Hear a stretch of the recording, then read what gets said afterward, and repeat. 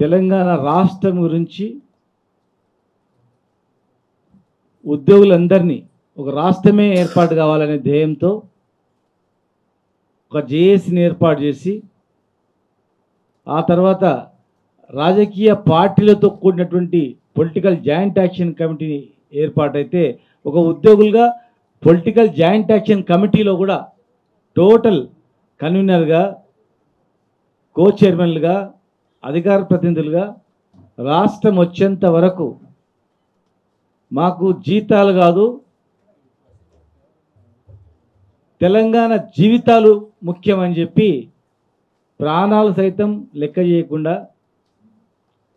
జైల్లో పెట్టినా భయపడకుండా తెలంగాణ రాష్ట్రం గురించి కొట్లాడినటువంటి వాళ్ళం. కేవలం ఉద్యోగం చేసుకోవాలి, ఉద్యోగులకు సర్వీస్ రూల్స్ ఉన్నాయి, వేరే ఏం చేయొద్దు అనే నిబంధనలు ఉన్నా ఉద్యోగం పీకినా సరే కానీ మాకు తెలంగాణ వస్తే ప్రజలు బాగుపడతారని కొట్లాడినటువంటి వాళ్ళం మేము.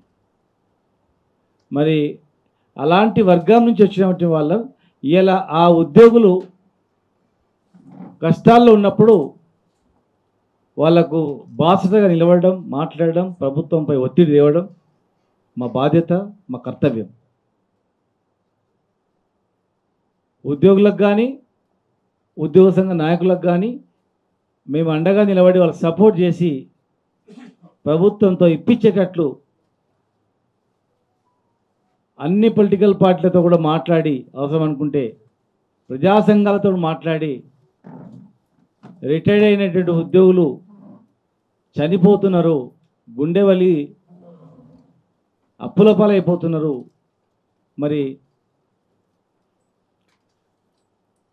అలాంటి వాళ్ళను ఆదుకోవాలి అని చెప్పి దానిపైన మేము ప్రతిరోజు తెలంగాణ వచ్చిన తర్వాత కూడా మా పాత్ర మేము పోషించినాం.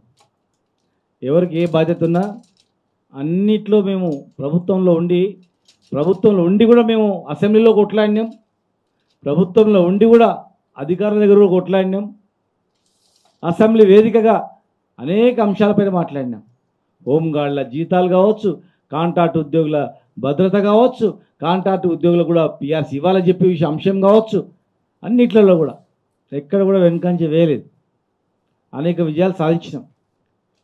ఇక్కడ ఉన్నటువంటి మీ కళ్ళ ముందే ఈరోజు ఫస్ట్ టైం ఒక అర్ధగంటలో మేమందరం కలిసి 43% ఫిట్మెంట్ ఇప్పించినాం. తర్వాత నెక్స్ట్ 30% ఇప్పించినాం. Telangana special increment ఇప్పించినాం.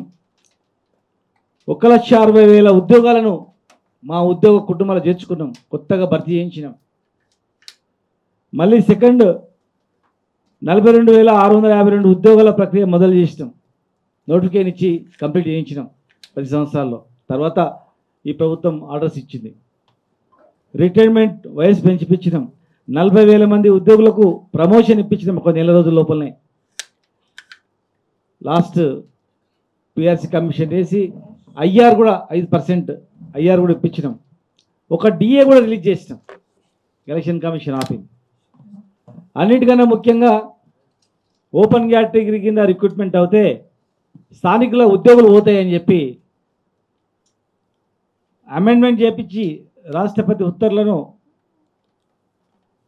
సవరించి 90% లోకల్స్కే ఉద్యోగాలు దక్కాలని చెప్పి 95% లోకల్ జిల్లాలు కావచ్చు, జోనల్ కావచ్చు, స్టేట్ క్యాడర్లో కూడా ఓపెన్గా ఉన్నటువంటి అన్నిటి పోస్టులను కూడా 95% లోకల్ దక్కేటట్లు కూడా మేమే దానికి అందరం ఇక్కడ ఉన్నటువంటి నాయకత్వం అందరం కలిసి మాట్లాడుకొని ప్రభుత్వానికి ఇచ్చి ఒప్పించి చేయించినాం. ఇవాళ తెలంగాణ తెచ్చినటువంటి వర్గం 3 సంవత్సరాలు సకల జనుల సమ్మె తీవ్రమైనటువంటి ఉద్యమంలో పాల్గొని నష్టపోయినందుకు మరి ఎక్స్టెన్షన్ చేయించుకున్నాం 3 years. ఈరోజు రిటైర్మెంట్ అయిన ఉద్యోగులు బెనిఫిట్స్ రాక, వైద్యం సరిగా అందక, హెల్త్ కార్డ్ సరిగా లేక గుండె కలిగి చనిపోతున్నట్టే మాకు బాధ కలిగి ఇవాళ ఉద్యోగులకు, ఉద్యోగ సంఘ నాయకులకు ఎవరు ఈ పోరాటం చేస్తున్న వారికి బాసటగా మద్దతుగా మేము కూడా మా వంతు పాత్ర పోషించాలా, రాజకీయ పార్టీని ఒత్తిడి తేవాలనే ఉద్దేశంతో మరి ఒక Telangana employees, teachers, workers, pensioners coordination కమిటీగా ఏర్పడి మరి అందరితో మాట్లాడి మేము ఏర్పడిన తర్వాత ప్రభుత్వంలో కూడా కదలిక వచ్చింది.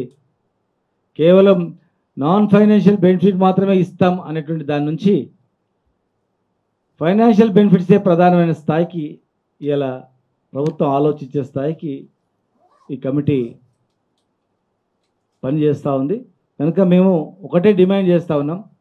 జూన్ 2 వస్తుంది కనుక, తెలంగాణ ఫార్మేషన్ డే వస్తుంది కనుక, తెలంగాణ ఫార్మేషన్ డే వరకు ఖచ్చితంగా 5 డిఏలు ఇవ్వాలి. ఏదో బిచ్చబేసినట్ల ఇంకొకటి ఇస్తాం, 1.5 ఇస్తాం, 2 కాదు. ఇది మా హక్కు. కేంద్ర ప్రభుత్వం ప్రకటించిన వెంబడి రాష్ట్ర ప్రభుత్వాలు ఇవ్వాలి. ధరల పెరుగుదలకు అనుగుణంగా పెరుగుతాయి తప్ప ఇది కొత్తగా ఏదో ఇచ్చింది కాదు ఇది. కనుక ఏదో 1-2 ఇచ్చి చేతులు దులుపుకుంటామంటే కాదు. 5 డిఏలు ఖచ్చితంగా జూన్ ఫార్మేషన్ డే 2nd రోజు వరకు ఇవ్వాలి. కనీసం 2nd రోజైనా ప్రకటించాలి. 5 డిఏలు ప్రకటించాలి. రిటైర్డ్ అయిన 10,000 మందికి ఇమ్మీడియట్గా వాళ్ళు దాచిపెట్టిన పైసలు, చాలామంది ప్రజలు అపోహ ఏం పడుతున్నారు అంటే ముఖ్యమంత్రి గారు మాట్లాడగానే అటెండర్కు 50,000 లక్షలు అవుతాయి, అధికారికి 1,20,00,000 అవుతాయి అంటే ఏదో గవర్నమెంట్ ఇస్తుంది అనుకుంటున్నారు. ప్రజలారా, ఇది ఉద్యోగులు నెల నెల దాచిపెట్టుకున్న పైసలు. మీరు ఎట్లయితే బ్యాంకులో దాచిపెట్టుకున్న తర్వాత విత్డ్రా చేయడానికి పోతారో గట్లా గవర్నమెంట్ దగ్గర పెట్టిన పైసలు అవి, దాచిపెట్టుకున్న పైసలు.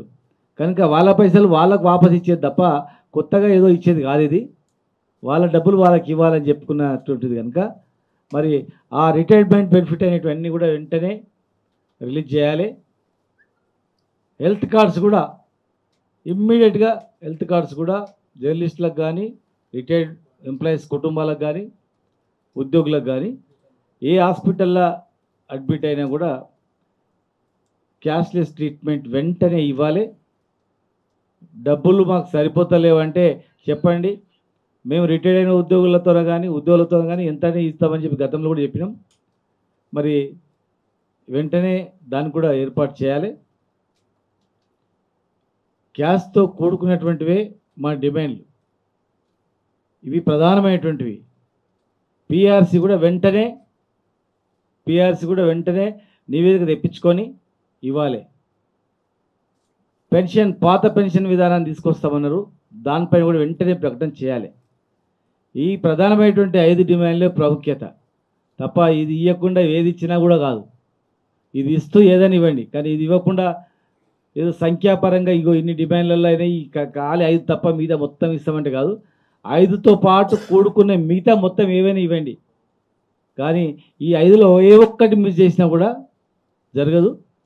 మరి దానిపైన నెక్స్ట్ మరి ఏం చేద్దాం, కార్యాచరణ ఎట్లా అనేది పెద్దలు స్వామిగౌడ్ గారు మరి ఎవరెవరిని కలిస్తే బాగుంటుంది, ఏం చేయాలనేది వారు ప్రకటిస్తారు.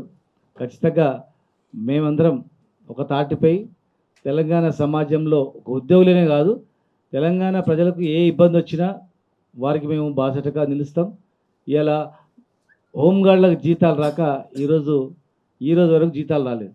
1వ తారీఖు ఇస్తున్నామని చెప్తున్నారు. హోంగార్డులకు ఇప్పటివరకు జీతాలు రాలేదు. ఇంకా చాలామంది కాంట్రాక్ట్ ఉద్యోగులకు జీతాలు రాలేదు. చాలా అగమ్య గోచరంగా ఉంది. పంచాయతీరాజ్ డిపార్ట్మెంట్లో, మున్సిపల్ అడ్మినిస్ట్రేషన్లో అవుట్సోర్సింగ్ వాళ్ళకు చాలామందికి రాలేదు. ఇలా ఈ భారతదేశంలోనే అవుట్సోర్సింగ్ ఉద్యోగులకు, కాంట్రాక్ట్ ఉద్యోగులకు కూడా 30% పిఆర్సీ ఇచ్చినటువంటి చరిత్ర కేవలం తెలంగాణ రాష్ట్రం. దానికి ప్రధాన కారణం మేమందరం కూడా, ఇక్కడ ఉన్నటువంటి వాళ్ళందరం కూడా.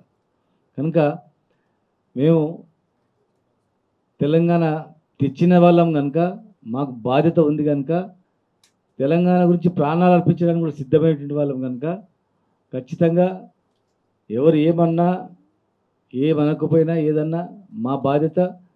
ఇవాళ తీసుకొచ్చిన తెలంగాణలో ఏ వర్గాన్ని నష్టం జరిగినా కూడా మేము దానిపైన స్పందిస్తాం, పోరాటం చేస్తాం, వారికి బాసటగా నిలబడతాం. ఇంత కష్టపడి తెలంగాణ తెచ్చుకున్న తర్వాత ఏ ఒక్క అంశంలో వెనుకడుగు వేసినా కూడా అన్యాయం జరుగుతున్నా కూడా మేము ఊరుకునేది లేదు. అంటుండొచ్చు అని మీరున్నప్పుడు ఏమైంది, ఏం చేసి, మేము ఉన్నప్పుడు చేసి చాలా వరకు చేసినాం, అన్నీ చేసినామని చెప్తలేం. ఇవాళ మాకన్నా ఎక్కువ చేస్తామన్నందుకు కదా మీకు అధికారం ఇచ్చింది. ఇవాళ మీరు ఇస్తామన్నవి అడుగుతున్నాం అంతే, మీరు ఇస్తామని చెప్పినవి. ప్లస్ ఉద్యోగులను అవమానపరచకుంటే కూడా ఇంకా కొంత సమయం ఇచ్చేవాళ్ళేమేమో. ప్రజల మధ్యలో ఏమైందంటే వీళ్ళు ఏదో ప్రజల సొమ్ము వీళ్ళే దోసుకోబోతున్నారు అంటే ఇప్పుడు చెప్పినందుకు మరి ఖచ్చితంగా మేమందరం వారికి బాధ్యతలు నిలబడి చేయాల్సిన పరిస్థితి మాకు ఉంది కనుక